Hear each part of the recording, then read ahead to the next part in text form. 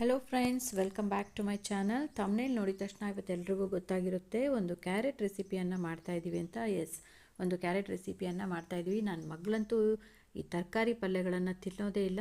ಅದಕ್ಕೆ ಈ ಥರ ಎಲ್ಲ ಮಾಡಿದ್ರೆ ರೊಟ್ಟಿ ಚಪಾತಿಗೆಲ್ಲ ಚೆನ್ನಾಗಿ ತಿಂತಾಳೆ ಅಂತ ಈ ಪಲ್ಯ ಮಾಡ್ತೀನಿ. ಸೊ ನಿಮ್ಮ ಎಲ್ಲ ಚಿಕ್ಕ ಮಕ್ಕಳು ಇರೋವಂಥ ಮನೆಯಲ್ಲಿ ಇದೆಲ್ಲ ಕ್ವೈಟ್ ಕಾಮನ್ ಆಗಿರೋವಂಥ ಸಮಸ್ಯೆ. ಸೊ ನಿಮಗೂ ಕೂಡ ಈ ವಿಡಿಯೋ ಹೆಲ್ಪ್ ಆಗುತ್ತೆ ಅಂತ ಅಂದ್ಕೊಂಡಿದ್ದೀನಿ.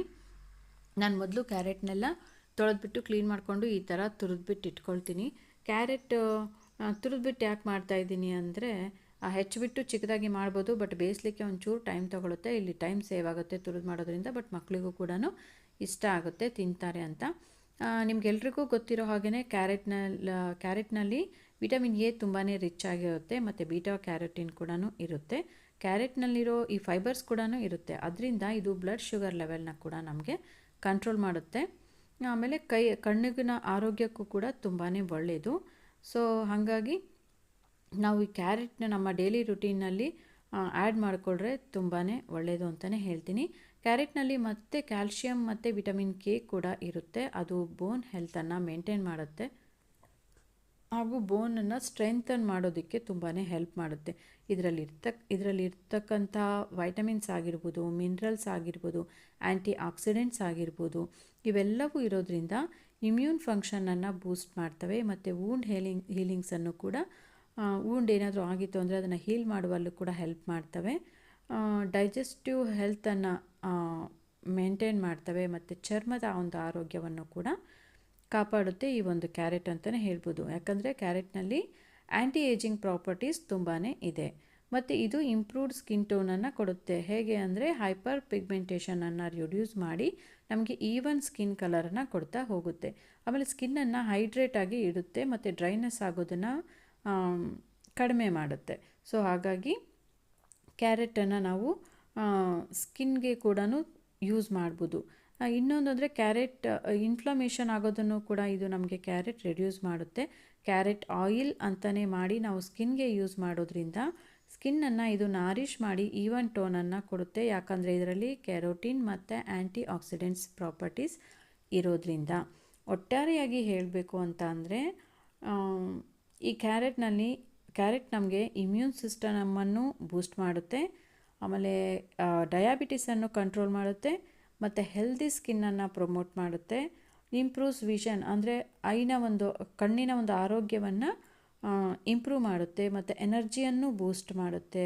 ಸೊ ಡೈಜೆಷನನ್ನು ಕೂಡ ಇಂಪ್ರೂವ್ ಮಾಡುವಂಥ ಎಲ್ಲ ಪ್ರಾಪರ್ಟೀಸ್ ಇದರಲ್ಲಿ ಇರೋದ್ರಿಂದ ನಮ್ಮ ಡೈಲಿ ರುಟೀನ್ನಲ್ಲಿ ನಾವು ಕ್ಯಾರೆಟನ್ನು ಆ್ಯಡ್ ಮಾಡಿಕೊಂಡ್ರೆ ನಿಯಮಿತವಾಗಿ ತುಂಬಾ ಒಳ್ಳೆಯದು ಅಂತ ಹೇಳ್ತೀನಿ.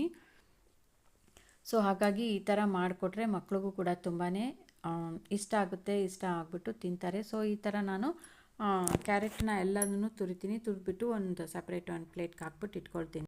ಈ ಥರ ಒಂದು ಪ್ಲೇಟ್ಗೆ ಹಾಕಿ ಇಟ್ಕೊಂಡಿದ್ದೀನಿ. ನೆಕ್ಸ್ಟ್ ಒಂದು ಈರುಳ್ಳಿ ಕಟ್ ಮಾಡ್ಕೊಂಡು, 1 ಇಲ್ಲ 2 ಈರುಳ್ಳಿ ಕಟ್ ಮಾಡ್ಕೊಳ್ಳಿ. 1-2 ಚಿಲ್ಲಿ, ನಾವು ಖಾರ ತಿನ್ನೋದು ಕಡಿಮೆ, ಸೊ 2 ಚಿಲ್ಲಿ ಹಾಕ್ತಿದ್ದೀನಿ. ಖಾರ ಇನ್ನೂ ಅಷ್ಟು ಬೇಕು ಅನ್ನೋವಂಥವ್ರು ಚಿಲ್ಲಿನ ಆ್ಯಡ್ ಮಾಡ್ಕೋಬೋದು. ಇದಿಷ್ಟನ್ನು ಕಟ್ ಮಾಡಿ ಇಟ್ಕೊಂಡಿದ್ದೀನಿ. ಬನ್ನಿ ಇವಾಗ ಹೇಗೆ ಮಾಡೋದು ಅಂತ ನೋಡೋಣ. ಈ ಥರ ಒಂದು ಪಾತ್ರೆ ಅಥವಾ ಕಡಾಯಿ ಏನಾದರೂ ತಗೊಂಡು ಅದಕ್ಕೆ ಮಾಮೂಲಾಗಿ ಎಣ್ಣೆ, ಸಾಸಿವೆ, ಜೀರಿಗೆ ಎಲ್ಲದನ್ನು ಹಾಕ್ಕೊಳ್ಳಿ. ನಾನು ಇದಕ್ಕೆ ಪ್ಲಸ್ ಉದ್ದಿನಬೇಳೆ ಕೂಡ ಆ್ಯಡ್ ಮಾಡ್ತಾಯಿದ್ದೀನಿ. ಬೇಕಾದವರು ಕಡಲೆಬೇಳೆ ಕೂಡ ಹಾಕ್ಬೋದು, ತುಂಬ ಚೆನ್ನಾಗಿರುತ್ತೆ, ಇನ್ನೂ ಟೇಸ್ಟಿಯಾಗಿರುತ್ತೆ ತಿನ್ನೋದಕ್ಕೆ.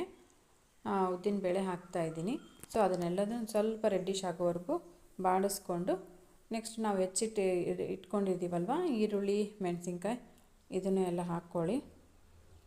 ಫಸ್ಟ್ ಮೆಣಸಿನ್ಕಾಯಿ ಹಾಕಿಬಿಟ್ಟು 1 ಮಿನಿಟ್ ಈ ಥರ ಬಾಡಿಸಿ, ಯಾಕಂದರೆ ಅದು ಮೆಣಸಿನ್ಕಾಯಿದು ಘಮ ಬರ್ತಾ ಇರುತ್ತೆ. ಅದಾದಮೇಲೆ ಈರುಳ್ಳಿನ ಆ್ಯಡ್ ಮಾಡಿ ಚೆನ್ನಾಗಿ ತಿರುಗಿಸಿ ಅದು ಗೋಲ್ಡನ್ ಕಲರ್ಗೆ ಬರೋ ಥರ ಚೆನ್ನಾಗಿ ಬೇಯಿಸ್ಕೊಳ್ಳಿ. ಅದಕ್ಕೆ ಸ್ವಲ್ಪ ಉಪ್ಪನ್ನು ಹಾಕ್ಕೊಂಡ್ರೆ ಒಳ್ಳೆಯದು. ಯಾಕಂದರೆ ಬೇಯೋವಾಗಲೇ ಉಪ್ಪನ್ನು ಹಾಕ್ಕೊಂಡ್ವಿ ಅಂದರೆ ಈರುಳ್ಳಿ ಸ್ವಲ್ಪ ಬೇಗ ಚೆನ್ನಾಗಿ ಈ ಥರ ಗೋಲ್ಡನ್ ಕಲರ್ಗೆ ಬರುತ್ತೆ. ಆ ಲಿಡ್ ಕ್ಲೋಸ್ ಮಾಡಿ ಬೇಯಿಸೋದ್ರಿಂದನೂ ಬೇಗನೆ ಬೇಯುತ್ತೆ, ಟೈಮ್ ಸೇವ್ ಆಗುತ್ತೆ, ಗ್ಯಾಸ್ ಉಳಿಯುತ್ತೆ. ಸೊ ಇದು ಇಷ್ಟು ಬೆಂದಿದೆ. ಇವಾಗ ಇದಕ್ಕೆ ನಾನು ಸಾಂಬಾರಿಗೆ ನಾವು ಮನೇಲಿ ಯೂಸ್ ಮಾಡ್ತೀವಲ್ವ ಆ ಮಸಾಲ ಹಾಕ್ಕೊಳ್ತೀನಿ. ಆಮೇಲೆ ಒಂದು ಪಿಂಚ್ ಆಫ್ ಹಳದಿನ ಅರಿಶಿನವನ್ನು ಹಾಕ್ಕೊಳ್ತೀನಿ, 1 ಸ್ಪೂನ್ ಮಸಾಲ ಹಾಕ್ಕೊಳ್ತಿದ್ದೀನಿ. ಇನ್ನೂ ಸ್ವಲ್ಪ ಸ್ಪೈಸಿಯಾಗಿ ಬೇಕು ಅನ್ನೋ ಅಂಥವ್ರು ಇನ್ನೊಂದು ಸ್ವಲ್ಪ ಆ್ಯಡ್ ಮಾಡ್ಕೋಬೋದು. ಸೊ ಇದನ್ನು ಇವಾಗ ಚೆನ್ನಾಗಿ ಮಿಕ್ಸ್ ಮಾಡಿಬಿಟ್ಬಿಟ್ಟು ಇದಕ್ಕೆ ನಾವು ಇವಾಗ ತುರಿದು ಇಟ್ಕೊಂಡಿದ್ದೀವಲ್ವ ಆ ಒಂದು ಕ್ಯಾರೆಟನ್ನು ಆ್ಯಡ್ ಮಾಡೋಣ. ಈ ಕ್ಯಾರೆಟನ್ನು ಆ್ಯಡ್ ಮಾಡಿ ಚೆನ್ನಾಗಿ ಮಿಕ್ಸ್ ಮಾಡಿ. ಈ ಥರ ಮಾಡೋದ್ರಿಂದ ಮಕ್ಳಿಗೂ ಕೂಡ ತುಂಬ ಟೇಸ್ಟಿಯಾಗಿರುತ್ತೆ, ಚೆನ್ನಾಗಿ ತಿಂತಾರೆ. ನಾನು ಯೂಶ್ವಲಿ ಬ್ರೆಡ್ ಟೋಸ್ಟ್ಗೂ ಕೂಡ ಈ ಥರನೇ ಮಾಡ್ತೀನಿ. ಕ್ಯಾರೆಟ್, ಕ್ಯಾಪ್ಸಿಕಮ್, ಬೀನ್ಸು ಇದನ್ನೆಲ್ಲ ಚಿಕ್ಕದಾಗಿ ಕಟ್ ಮಾಡಿ ಈ ಥರ ಎಲ್ಲ ನೀಟಾಗಿ ಬೇಯಿಸಿಬಿಟ್ಟು ಲೈಟಾಗಿ ಮಸಾಲ ಹಾಕ್ತೀನಿ. ಹಾಕಿ ಕೊಟ್ಟರೆ ತುಂಬಾ ಯಮ್ಮಿಯಾಗಿರುತ್ತೆ, ರುಚಿಯಾಗಿರುತ್ತೆ. ಮಕ್ಕಳು ಕೂಡ ಇಷ್ಟಪಟ್ಟು ತಿಂತಾರೆ. ಸೊ ಈ ಥರ ನೀವು ಕೂಡ ಮಾಡಿಕೊಡಿ. ನಿಮ್ಮ ಮನೇಲಿ ಚಿಕ್ಕ ಮಕ್ಕಳಿದ್ರೆ, ಮಕ್ಕಳು ತರಕಾರಿಗಳನ್ನು ತಿನ್ನಲ್ಲ ಅಂದರೆ ಈ ಥರ ಮಾಡೋದ್ರಿಂದ ಅವರು ಕೂಡ ಇಷ್ಟಪಟ್ಟು ತಿಂತಾರೆ. ನೀಟಾಗಿ ಈ ಥರ ಎಲ್ಲ ಥರೋಲಿ ಮಿಕ್ಸ್ ಮಾಡಿಬಿಟ್ಟು ಬೇಕಾದರೆ ಲಿಡ್ಡನ್ನು ಕ್ಲೋಸ್ ಮಾಡಿ ಬೇಯಿಸಿ, ಅದು ಇನ್ನೂ ಚೆನ್ನಾಗಿ ಬೇಗನೆ ಬೇಯುತ್ತೆ. ನೀವು ಈ ಥರ ಒಂದು 2-3 ಮಿನಿಟ್ಸ್ ಬೇಯಿಸ್ಬಿಟ್ರೆ ಸಾಕು. ಈ ಥರ ಲಿಡ್ ಕ್ಲೋಸ್ ಮಾಡಿ, ಅದು ಮೆತ್ತಗಾಗ್ಬಿಟ್ಟಿರುತ್ತೆ, ಚೆನ್ನಾಗಿರುತ್ತೆ ತಿನ್ನಲಿಕ್ಕೆ. ಒಂದು 2 ಮಿನಿಟ್ಸ್ ಬಿಟ್ಟು ಮತ್ತೆ ಲಿಡ್ ಓಪನ್ ಮಾಡಿ ಮತ್ತೆ ಈ ಥರ ಚೆನ್ನಾಗಿ ಸ್ಟಿರ್ ಮಾಡಿ ಮಿಕ್ಸ್ ಮಾಡಿ ಮತ್ತೆ ಕ್ಲೋಸ್ ಮಾಡಿ 1 ಮಿನಿಟ್ ಇಡಿ.